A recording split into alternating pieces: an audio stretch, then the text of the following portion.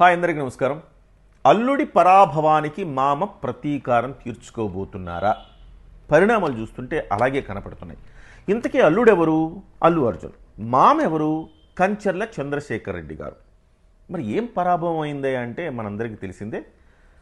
Pushpa 2 cinema release అయినప్పుడు పోలీసుల అనుమతి లేకుండా అల్లు అర్జున్ గారు చేతులూపుకుంటూ సినిమా థియేటర్కు వచ్చిన దరిమిలా జరిగిన ఆయన బౌన్సర్ల తోసివేతలో జరిగిన తొక్కిసలాటలో ఒక ప్రాణం పోవటం, ఒక ప్రాణం ఇవాల్టికి కొట్టుమిట్టాడుతోంది.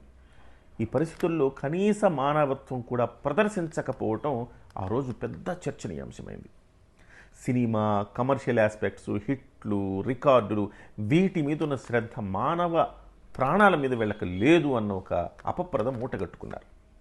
ఆ తర్వాత అందరూ అనుకున్నారు పెద్దగా ఆయన బాగా పలుకుబడి ఉండే వ్యక్తి కదా, ఆయన ఎందుకు అరెస్ట్ చేస్తారనుకున్నారు. కానీ ఉన్నట్టుండి రేవంత్ రెడ్డి గారి ప్రభుత్వం అల్లు అర్జున్ గారిని అరెస్టు చేయటము, ఒక రోజంతా జైల్లో ఉంచటము, ఒక రాత్రి ఆయన అక్కడ ఉండటము, బెయిల్ సకాలంలో రాకపోవటం, ఈ పరిణామాల తర్వాత ఆయనకేదో అన్యాయం జరిగిపోయినట్టు సినిమా ఇండస్ట్రీ మొత్తం ఏకరువు పెట్టి ఆయన మీదకి, ఆయన ఇంటికి లైన్లు కట్టుకుని వెళ్ళడం, ఆయనకి సంఘీభావం ప్రకటించడం, ఇది చూసి మండిన రేవంత్ రెడ్డి గారు సినిమా ఇండస్ట్రీని ఒక రకంగా చెప్పాలంటే మోకాళ్ళ మీద నిలబెట్టడం, ఇవన్నీ చూసాం మనం. అయితే ఈ పరిణామాలు అందరూ మర్చిపోయి ఉండొచ్చేమో, కానీ అల్లు అర్జున్ గారి మామ మాత్రం మర్చిపోయినట్టుగా కనపడట్లా. ఆయనకు కూడా ఒక అవమానం జరిగింది. ఆయన కూడా కాంగ్రెస్ పార్టీలో ఉన్నారు. ఆయన కాంగ్రెస్ పార్టీలో ఉంటూ ఎంపీ స్థానానికి ఆయన ప్రయత్నం చేశారు, కానీ ఎంపీ సీట్ రాలే ఆయనకి. కానీ ఇవన్నీ కూడా తనకు జరిగిన పరాభవం, అల్లు అర్జున్ గారికి జరిగిన పరాభవం. ఆ రోజు అల్లు అర్జున్ గారు అరెస్ట్ అయినప్పుడు కూడా ఎంత హడావిడి చేశాడో చూసాం మనం. కంచర్ల చంద్రశేఖర్ రెడ్డి గారు దీప్దాస్ మున్షీ గారిని కలవడానికి వెళ్ళారు, ఆవిడ అవకాశం ఇవ్వలేదు. అలాగే కాంగ్రెస్ పార్టీ, ఒక రకంగా చెప్పాలంటే కాంగ్రెస్ పార్టీ వాళ్ళందరూ కూడా సహాయ నిరాకరణ చేశారు. అదేమైనా గొప్ప పని లేదు కదా, ఇబ్బంది కదా, ఎవరు కూడా హర్షించే పని కాదు కదా అది, మానవత్వం లేకుండా వ్యవహరించడం. కాబట్టి ఆ రోజు జరిగిన పరిణామాలు, పరాభవాల నేపథ్యంలో ఈరోజు రేవంత్ రెడ్డి గారి మీద కక్ష తీర్చుకోవాలని అవకాశం కోసం ఎదురు చూస్తున్న కంచర్ల చంద్రశేఖర్ రెడ్డి గారికి అవకాశం వచ్చినట్టుగా ఉంది. హైకోర్టులో ఒక పిల్ దాఖలు చేశారు. ఏంటయ్యా ఆ పిల్ అంటే, ఇప్పుడు కేబీఆర్ పార్క్ ఉంది కదా హైదరాబాద్లో, కేబీఆర్ పార్కు చుట్టూతా ఉన్న రోడ్డుని విస్తరించటము, ఫ్లైఓవర్ల నిర్మాణం వేయటము, అండర్ పాస్లు వేయటము, తద్వారా ట్రాఫిక్ క్లియర్ చేయటం, ట్రాఫిక్ సాఫీగా వెళ్ళటం. ఎందుకంటే ఇది ఈ హైదరాబాద్ నగరానికి, సైబరాబాద్ నగరానికి మధ్య వారధి. ఆ ప్రాంతం గుండానే వెళ్ళాలన్నప్పుడు ఎంత ట్రాఫిక్ ఉంటుంది చూడండి. సో ఆ ట్రాఫిక్ సమస్యను, వెహికల్స్ ఎక్కువైపోయాయి, రోడ్డు విస్తరించాల్సిన పరిస్థితి.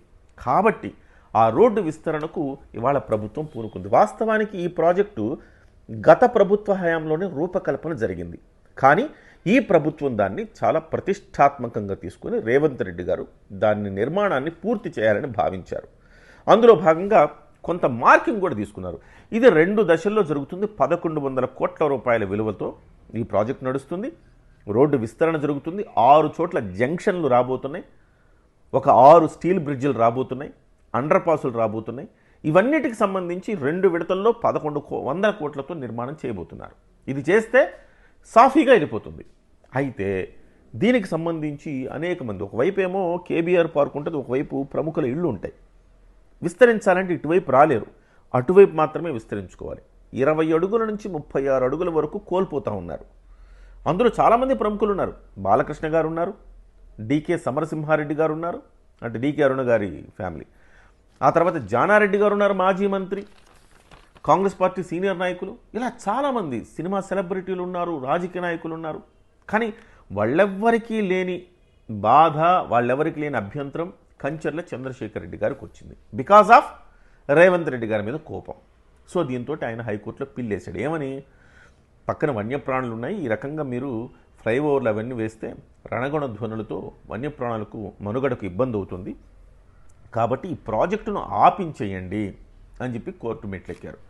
తద్వారా ఆయన నా ఇంటిని కూడా ఎంత కూలుతుందో, ఎంత మేరకు నేను కోల్పోతాను అనేది కూడా తేల్చి, అది కోల్పోకుండా ఉండేందుకు మీరు ఇంజక్షన్ ఆర్డర్ ఇవ్వండి అని చెప్పేసి ఆయన హైకోర్టు మెట్లెక్కారు.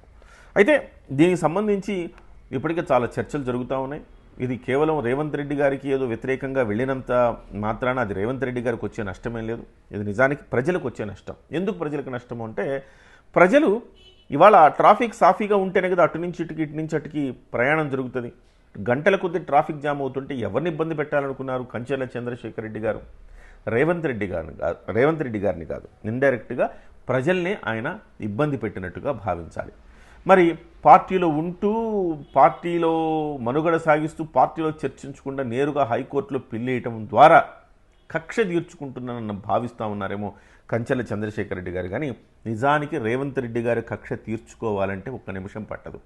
ఎందుకంటే ఆయన అద్దాల మేడలో ఉన్నారు, ఆయనకు సంబంధించి కాలేజీలు ఉన్నాయి. కాలేజీలన్నీ కూడా ఈ రాష్ట్రంలో ఈ దేశంలో ఏ కాలేజీ ఏ విద్యాసంస్థ కూడా ప్రైవేటు విద్యాసంస్థలు నామ్స్ ప్రకారం నడవట్లేదన్న విషయం అందరికీ తెలిసిందే. కాబట్టి ఒక్కసారి దాన్ని టచ్ చేస్తే అనేక లొసుగులు బయటపడతాయి. సో నిజంగా రేవంత్ రెడ్డి గారు కక్ష తీర్చుకోవాలంటే చాలా చేయొచ్చు. కానీ ఆయన చట్ట ప్రకారం న్యాయం ప్రకారం రేవంత్ రెడ్డి గారు నడుచుకున్న వ్యక్తి కాబట్టి అల్లు అర్జున్కైనా ఒకటే న్యాయం. వాడెవడ ఉన్నాడు కదా, బిగ్ బాస్లో గెలిచాడు, పల్లవి ప్రశాంత, అతనికైనా ఒకటే న్యాయం.